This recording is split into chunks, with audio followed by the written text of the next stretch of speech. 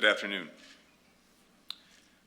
Foreign Minister Lavrov and I finished our meeting a short while ago, and I first want to begin by thanking Switzerland for hosting us, for its traditional hospitality, which is very much appreciated. I came to Geneva following up on last week's discussions at the U.S.-Russia Strategic Stability Dialogue, the NATO-Russia Council, and the OSCE on the crisis in Ukraine and broader European security issues. Our objective was to determine whether Russia is prepared to take the diplomatic path and other necessary steps to de-escalate the situation in Ukraine and ultimately to resolve our differences through diplomacy and through dialogue. The discussion today with Minister Lavrov was frank and substantive. I conveyed the position of the United States and our European allies and partners that we stand firmly with Ukraine in support of its sovereignty and territorial integrity. We've been clear. If any Russian military forces move across Ukraine's border, that's a renewed invasion. It will be met with swift, severe, and a united response from the United States and our partners and allies. We also know from experience that Russia has an extensive playbook of aggression short of military action, including cyber attacks, paramilitary tactics, and other means of advancing their interests aggressively without overtly using military action. Those types of Russian aggression will also be met with a decisive, calibrated, and again, united response. That's the clear message coming out of my meetings on Wednesday in Ukraine with President Zelensky, Foreign Minister Kuleba, yesterday in Germany with my counterparts from Germany, the UK, France, and the European Union, and with German Chancellor Scholz.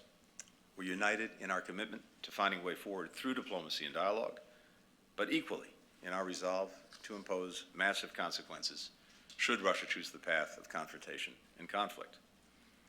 I expressed again to Minister Lavrov that on the security concerns that Russia has raised in recent weeks, the United States and our European allies and partners are prepared to pursue possible means of addressing them in a spirit of reciprocity, which means, simply put, that Russia must also address our concerns. There are several steps that we can take, all of us, Russia included, to increase transparency, to reduce risks, to advance arms control, to build trust. I conveyed directly to Minister Lavrov our specific concerns for Russia's actions that challenge or undermine peace and security, not only in Ukraine, but throughout Europe, and indeed in the world. I also laid out several ideas to reduce tensions and increase security, which we've developed in consultation with our partners and allies, and where we believe we can find common ground, again, based on the principle of reciprocity. This was not negotiation, but a candid exchange of concerns and ideas. I made clear to Minister Lavrov that there are certain issues and fundamental principles that the United States and our partners and allies are committed to defend. That includes those that would impede the sovereign right of the Ukrainian people to write their own future. There is no trade space there, none. Foreign Minister Lavrov and I also talked about the way forward. Let me say as well that he heard from us and from me that what is for us an inviolable rule, nothing about Ukraine without Ukraine, nothing about NATO without NATO, nothing about Europe without Europe. Based on our discussion, I believe we can carry forward this work of developing understanding agreements together that ensure our mutual security.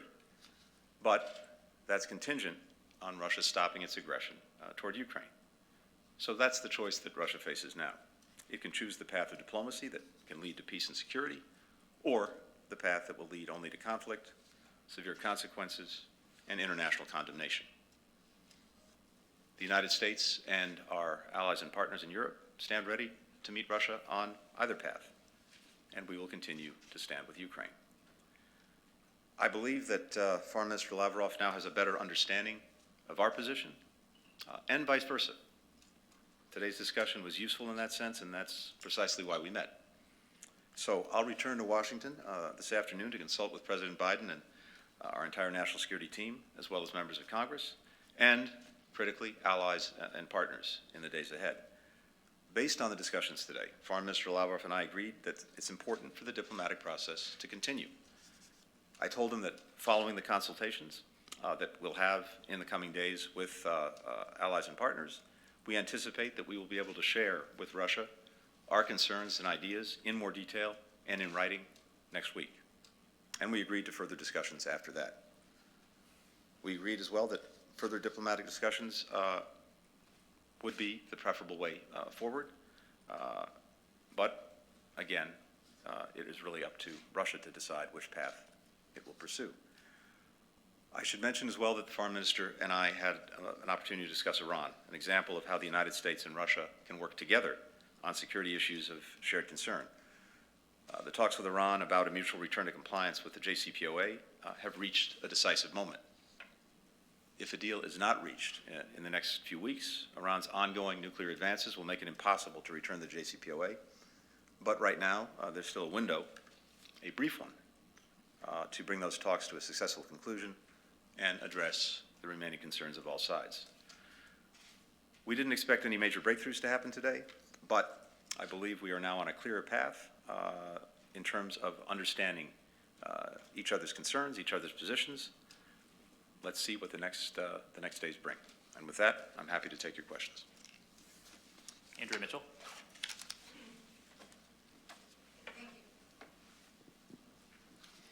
Thank you, Mr. Secretary. Mr. Lavrov has spoken today about hysterical rhetoric, what he calls hysterical rhetoric from the West about an invasion he claims to provoke Ukraine.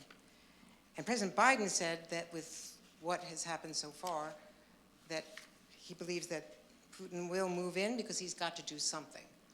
So, do you think, as of today, that you have a better understanding from Mr. Lavrov, first of all, of what Putin's intentions are? Do you have any commitment at all that they will stop the aggression that you say is standing in the way of any positive agreement? He says that you are going to present written responses, which you've just confirmed, but he wants them to be to his original proposals, which you and everyone in the administration has said from the beginning are non-starters, proposals to limit NATO expansion. So will your written answers have any different response to him about NATO expansion, which you just said is nothing, is not negotiable? So where do you see a space for any kind of engagement to defuse this crisis? And since you brought up Iran, do you think there is the possibility, after talking to Mr. Lavrov, that you and Russia, the U.S. and Russia, and the other allies, can get Iran agreed to come into compliance, and will the U.S. then agree to lift sanctions, perhaps simultaneously? Thanks very much, Andrea. First, we're not proceeding on the basis of emotion. We're proceeding on the basis of fact and history. The facts are that Russia has amassed very significant forces on Ukraine's border and continues to do so. 100,000 troops, most recently including forces deployed to Belarus. That would give Russia the capacity, if President Putin so chooses, to attack Ukraine from the south, from the east, from the north. And we've seen plans to undertake a variety of destabilizing actions, some of them short of the overt use of force, to destabilize Ukraine, to topple the government, a variety of things. So, as I said, this is not on the basis of emotion, it's on the basis of fact and also history. Russia invaded Ukraine in 2014, seizing Crimea, provoking an ongoing conflict in eastern Ukraine, the Donbass, changing Ukraine's borders by force. That's what we're looking at. We've heard Russian officials say that they have no intention of invading Ukraine. In fact, Minister Lavrov repeated that to me today. But again, we're looking at what is visible to all, and it is deeds and actions, not words, that make the difference. I suggested to Minister Lavrov, as we have repeatedly, that if Russia wants to begin to convince the world that it has no aggressive intent toward Ukraine, a very good place to start would be by de-escalating, by bringing back, removing its forces from Ukraine's borders, as well as engaging in diplomacy and dialogue, which is what we did today and what we plan to continue doing in the days and weeks ahead. We've said all along that we intended not only to respond to the concerns that Russia has raised, but to share our own concerns, which are many, about the actions that Russia takes that we see as a threat to security in Europe and indeed beyond. And so it was important in the course of the conversations that we've had to date, Andrea, both last week at the Strategic Stability Dialogue between the United States and Russia, at the NATO-Russia Council, at the OSCE, to make sure that we fully understood each other's positions, each other's concerns. After that, and after consulting very intensely with allies and partners, President Biden wanted me to have this opportunity, having digested what we've heard over the last week, and presumably the Russians having had an opportunity to discuss what they'd heard initially from us with President Putin, to really see where we are directly with Foreign Minister Lavrov, to determine whether there is a path forward for dialogue and for diplomacy, and then to look at how we would pursue that. And again, what was agreed today, which was that we will share with Russia a response to the concerns it's raised, our own concerns, and put some ideas on the table for consideration.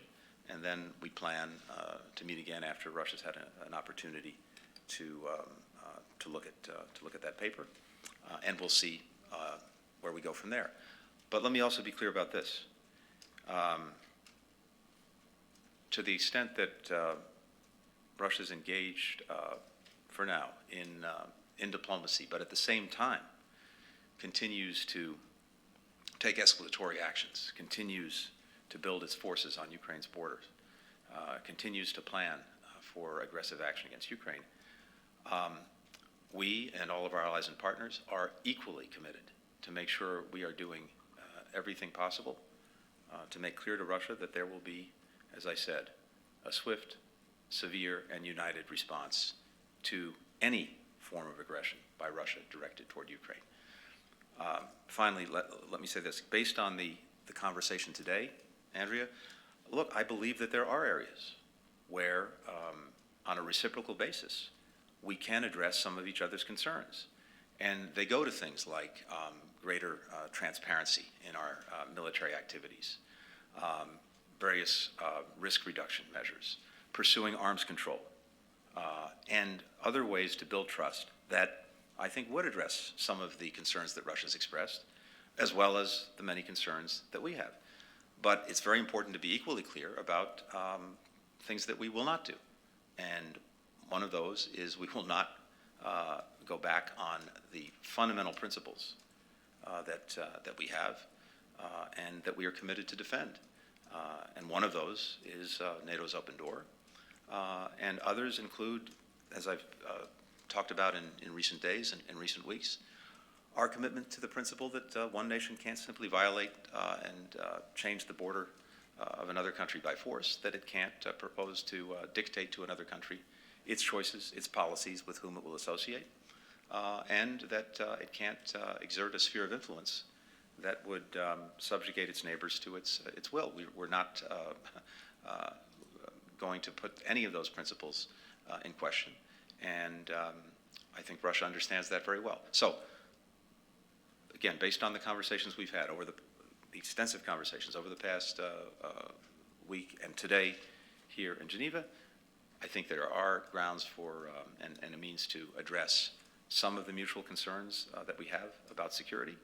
We'll see if that bears out. And meanwhile, we will continue to prepare resolutely to both paths that we've laid out for Russia, the path of diplomacy and dialogue, or the path of renewed aggression, confrontation, and consequences. Michael Crowley. I'm sorry, Andrea, we have very limited time. Michael Crowley. The question about Iran, sir. Oh, I'm sorry. I has to address that. So on Iran, I have to say that Russia shares our sense of urgency, the need to see if we can come back into mutual compliance in the weeks ahead. And we hope that Russia will use the influence that it has and relationship that it has with Iran to impress upon Iran that sense of urgency, and equally that if we're unable to do that because Iran refuses to undertake the obligations that are necessary, that we will pursue a different path in dealing with the danger posed by Iran's renewed nuclear program, a program that had been put in a box by the agreement that we had reached in the past, the JCPOA, and that unfortunately has now escaped from that box as a result of us pulling out of the agreement and Iran restarting its dangerous program. Michael. Thank you, Secretary Blinken. After 4 fairly inconclusive meetings between U.S. diplomats and Russian ones, does this process need to move to the presidential level for a breakthrough? Does President Biden need to be speaking to President Putin for progress really to be made here? And a second question, if I may. In Berlin, you outlined the stakes of this crisis, including the security, the sanctity of borders, and the governing principles of international peace and security. Yet President Biden several weeks ago said that the use of American military force is off the table in this situation. While I'm sure that makes intuitive sense to many Americans for all kinds of reasons, I wonder if you could just explicitly lay out the reasoning why that has been taken off the table. And do you believe the President's statement would still apply even if Russia were to invade Ukraine? Thank you.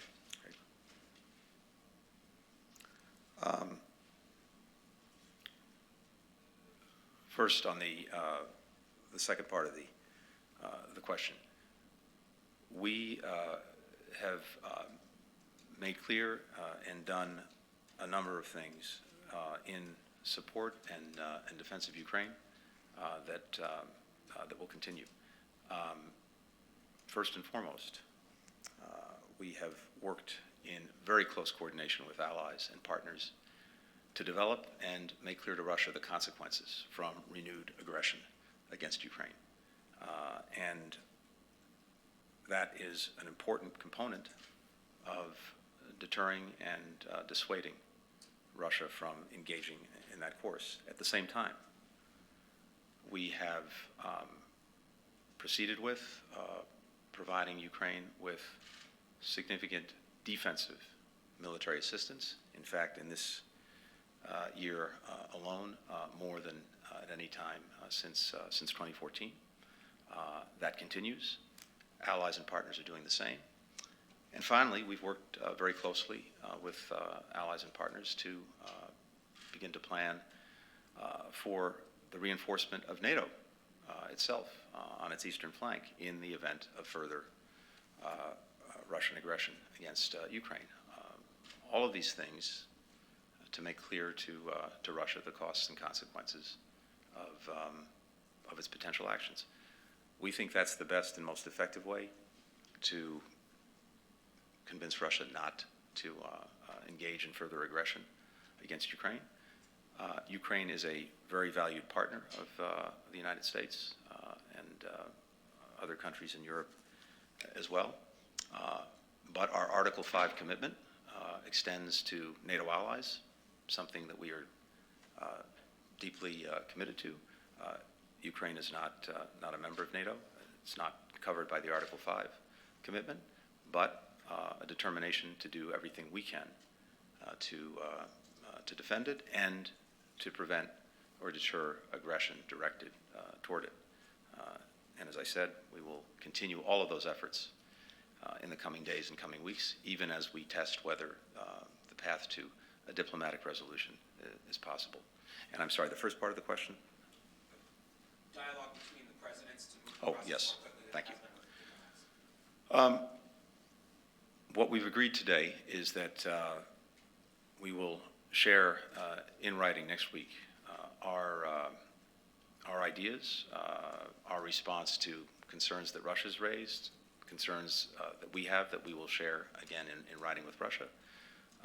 We intend, based on the conversation today, based on that paper as well as the paper we received from Russia, to have follow-on conversations after that. Initially, at least, at the level of foreign ministers, and if it proves useful and productive for the two presidents to meet, to talk, to engage, to try to carry things forward, I think we're fully prepared to do that. President Biden has met here in Geneva with President Putin. He's spoken to him on the phone or via video conference on a number of occasions. And if we conclude, and the Russians conclude, that the best way to resolve things is through a further conversation between them, we're certainly prepared to do that. Ben Hall. Secretary, thank you. I was wondering if, as you keep coming back for more dialogue, more talks with the Russians, they continue to act. They continue to mass troops. They continue to destabilize Ukraine. Economically, it's facing a number of hardships. Would you acknowledge the harm they have already done just through their aggressive actions? And in turn, why would you not consider sanctions at this point? There's bipartisan support for them in the US. Ukraine have called for them. Why not? And then a second question. You've said time and time again that the pretext Russia gives for their aggression are false. There's no basis in fact. I'm curious if Foreign Minister Lavrov sits opposite you, looks you in the eye, and tells you lies to your face. And if so, why humor them with a response? Why humor them with written responses next week if that's the case? Okay. Thanks, Ed. First, again, we're not waiting to take action to counter Russia.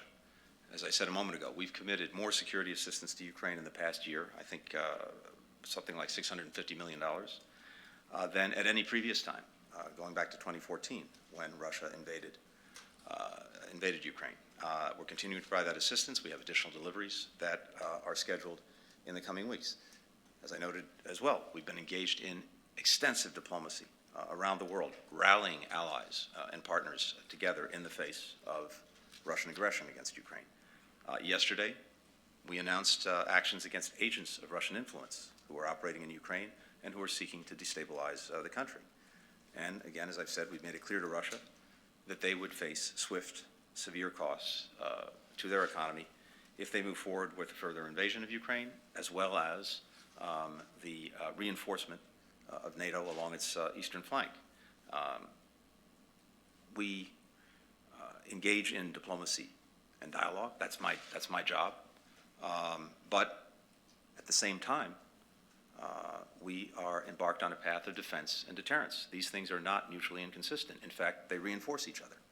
So even as we're talking, if the Russians are continuing to escalate and to build up, we are continuing to strengthen everything we're doing in terms of the assistance we're providing to Ukraine for its defense, in terms of the work we're doing at NATO to prepare as necessary to further reinforce the alliance, and continuing to define and refine massive consequences for Russia with our allies and partners when it comes to financial, economic, and other sanctions.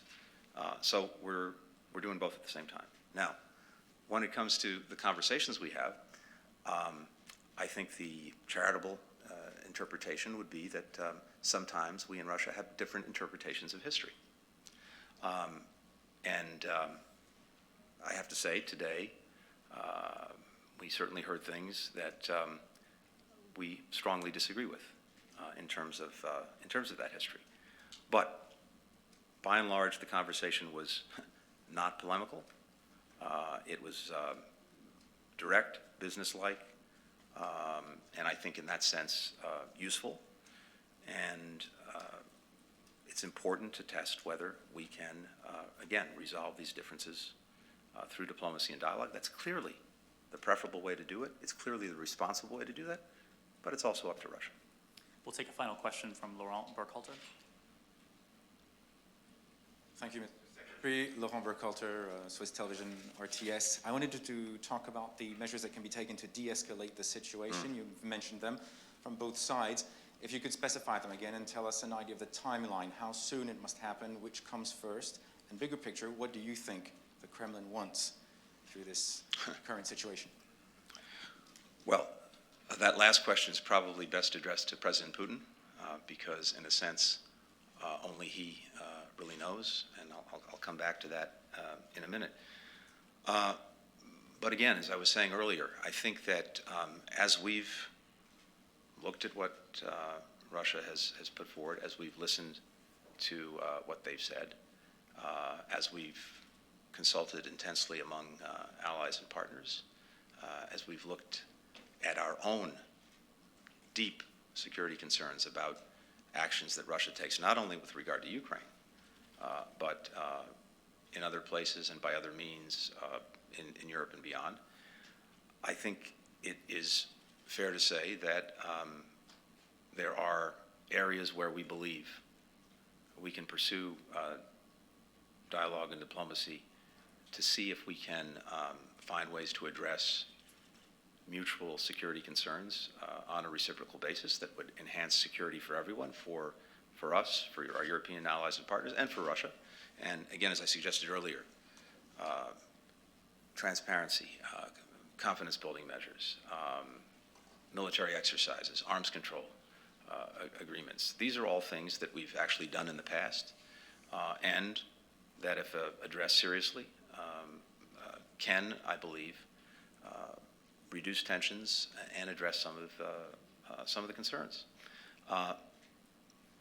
But again, that remains to be seen whether we can do that in a meaningful way. And there again, it depends, I think, on what Russia actually wants. That is the right question.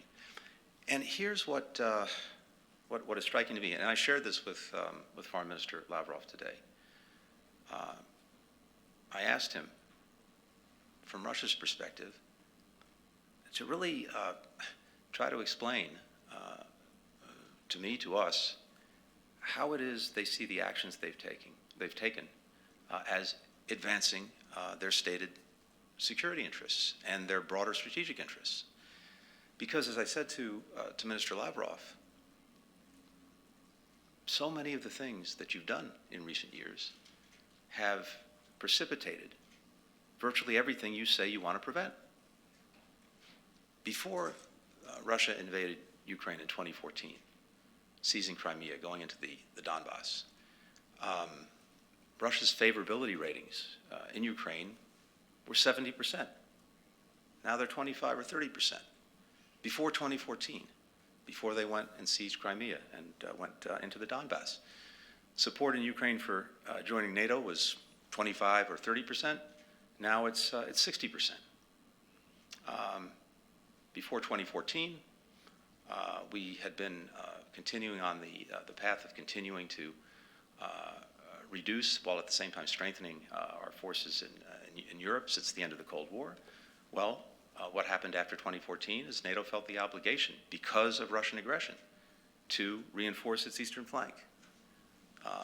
And since 2014, our efforts over many years to convince allies and partners to increase defense spending, well, that succeeded. But I have to say, as much because of Russia and the actions it's taken, as because of anything we've done. So, based on Russia's stated strategic interests and concerns, how have their actions advanced those concerns? On the contrary, it's gone in the opposite direction from what Russia purports to want. And now, if Russia renews its aggression against Ukraine, the outcome will be to simply reinforce the very things, the very trends that Russia expresses concern about. So I hope that that's something that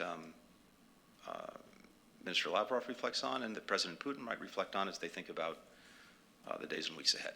Thank you. Mr. Secretary.